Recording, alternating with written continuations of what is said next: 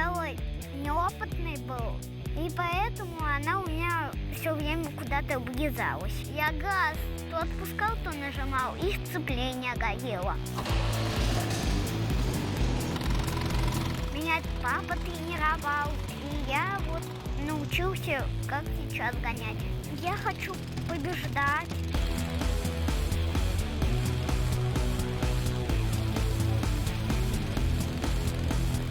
В это сложно поверить, но ему всего 6,5 лет. И ровно столько же под капотом его железного коня – 6,5 лошадиных сил. Борис Денисов будто родился с бензином в крови. Вместо игрушек – инструменты в автосервисе отца, с которым они собрали его первую гоночную машину. Или багги, как ее называют автоспортсмены.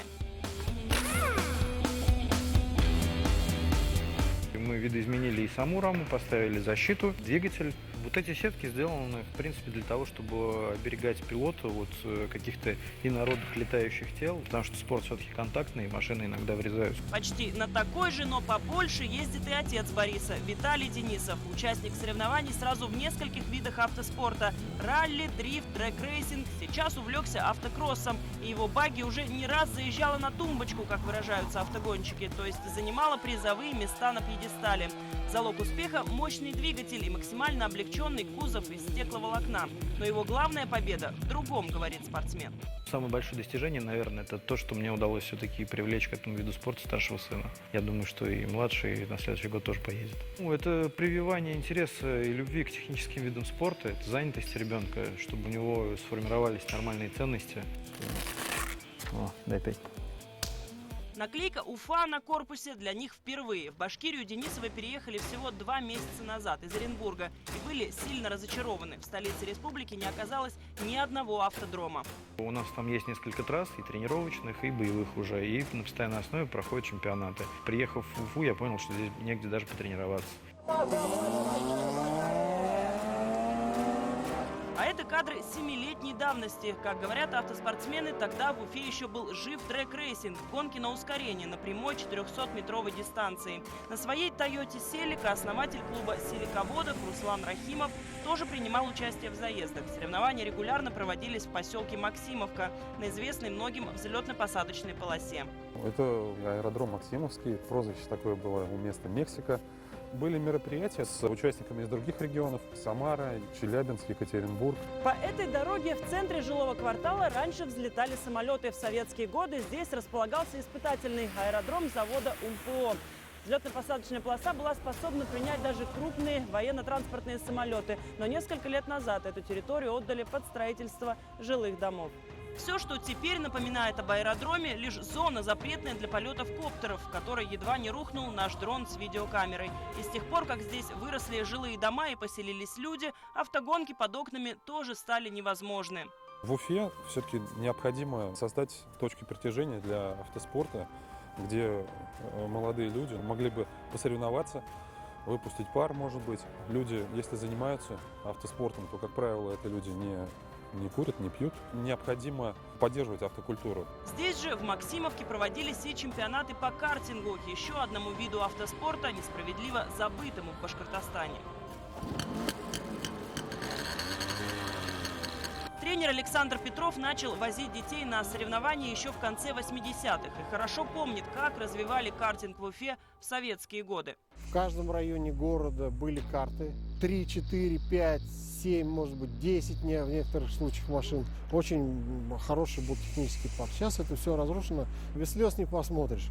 Теперь в картинге осталось лишь несколько энтузиастов, без финансирования. В мастерской Александр с детьми своими руками собирают машины из остатков старых аппаратов и запчастей, которые покупают родители. Но главное, как и в других видах автоспорта, детям абсолютно некуда выехать на тренировку. Те площадки, где карты сдают на прокат, к спорту отношения не имеют. Сами же спортсмены катаются где придется. Сегодня, например, на закрытом участке набережной. Вот это вот сегодняшнее место наше, вот эта площадка, она символизирует тот уровень, на котором автоспорт, в частности и картинг, находится в республике. То есть, это глубокое подполье. Если сравнивать с соседними регионами, там это поддерживается на правительственном уровне, в каждом районе есть картодромы. Мы не понимаем, почему у нас так нельзя сделать. При этом у наших детей большой потенциал и желание развиваться, уверен тренер. Они ездят на чемпионаты в соседние регионы и побеждают. Татарстан, например, поражает высочайшим уровнем развития автоспорта. Картодромы повсюду. Это один из крупнейших в поселке Богатые Сабы. Для других видов круглогодично открыт известный на всю Россию автодром Казань-Ринг или Каньон. Такой масштаб для Башкортостана, конечно, пока недосягаем. Но Федерация автоспорта республики говорят о необходимости хотя бы простой постоянной площадки для тренировок. Земля вокруг города Уфы золотая, она уже кому-то где-то как-то принадлежит. А те места, которые мы выбирали, даже проходили, по-моему, слушания, местное население было за даже, да, трассу, они каким-то образом внезапно кому-то становятся принадлежать, и ее никто не хочет отдавать.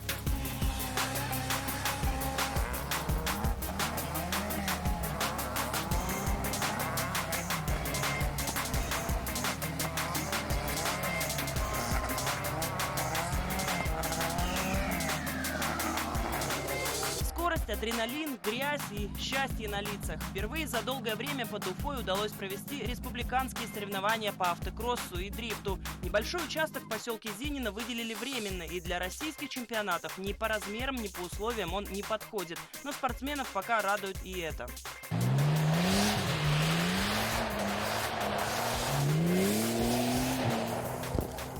А дальше вообще легко.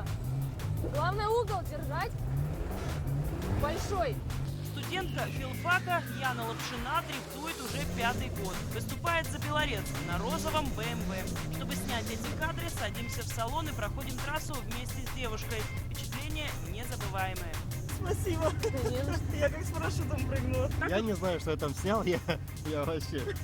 Розовый женский цвет. Машина вообще мужа была и перекрасила в розовый. В розовый он сказал, не сядет больше. Но если без шуток, управляемым заносом Яна владеет виртуозно. В чемпионатах побеждает регулярно. Автоспорт называет своей жизнью. Говорит, для нее это вызов самой себе, а заодно и другим участникам соревнований, особенно мужского пола. Но они очень расстраиваются. Конечно, это же, как девушке можно проиграть. Она, во-первых, и не должна за рулем сидеть, она должна борщи готовить. Но это их мнение такое. Вот, а тут взяла и объехала.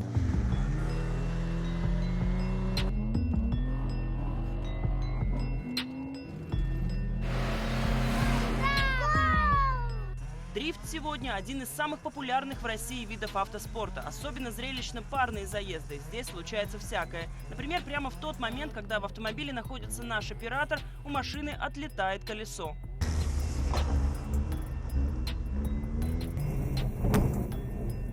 Колесо. Все, привет. В числе зрителей воспитанники православного военно-патриотического клуба Александр Невский. Человек, который приучается себя вот на этих виражах вести грамотно, преодолевая свой страх, он потом по жизни становится такой же. Вот. А детям это надо, им нужен яркий пример. После гонок зрители могут воспользоваться услугой так называемого дрифт-такси. Любой желающий может сесть на пассажирское сиденье и испытать целый калейдоскоп эмоций. Российская дрифт-серия входит в тройку сильнейших чемпионатов мира, рассказывает приглашенный в качестве судьи чемпион России Андрей Писегов. Автоспорт вызывает интерес у зрителей и способен привлекать инвесторов. Российская дрифт-серия собирает по 18 тысяч зрителей на одном этапе. Это просто-напросто рекорд. Сочи автодром не собирали так на Формуле-1. В некоторых странах компаниям, которые поддерживают спорт в любом его виде, убавляются налоги или еще какие-то вступления, чтобы люди были, скажем так, компании заинтересованы. В Уфе за организацию республиканских соревнований по дрифту в этом году взялась группа энтузиастов, молодых ребят. Сумели привлечь спонсора, согласовали с администрацией МЧС, организовали все по требованиям безопасности. Купили старенький УАЗик и практически вручную заливали ледовую трассу по 7 часов ежедневно.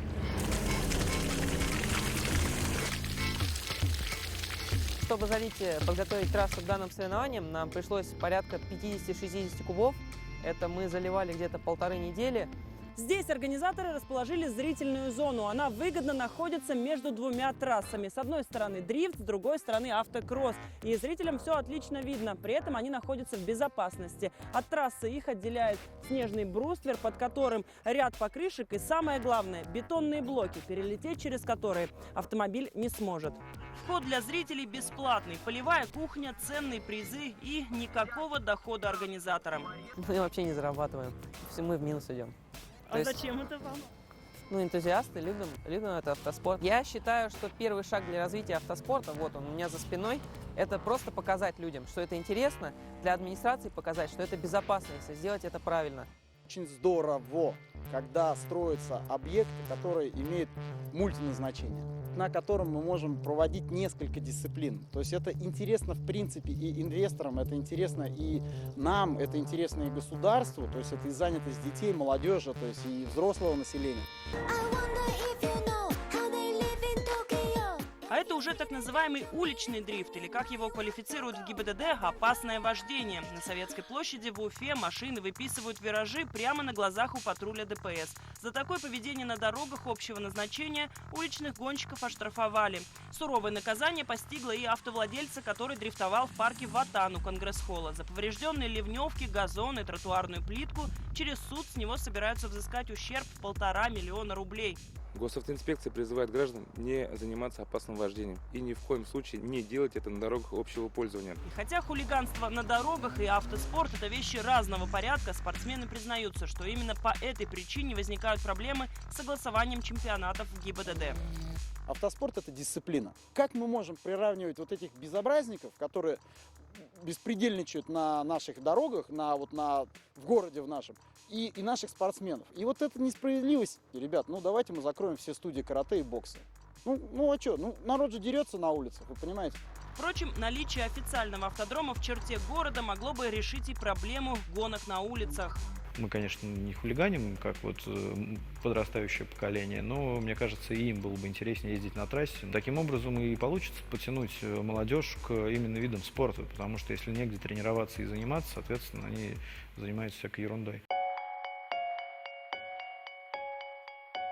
Уважаемый господин президент, я занимаюсь картингом, очень люблю этот вид спорта. Семиклассница Алиса Гайнулина вспоминает текст письма, который написала еще несколько лет назад. Тогда девочка попросила место для тренировок, но вместо помощи все обернулось бюрократической проверкой школы, в которой занимаются дети.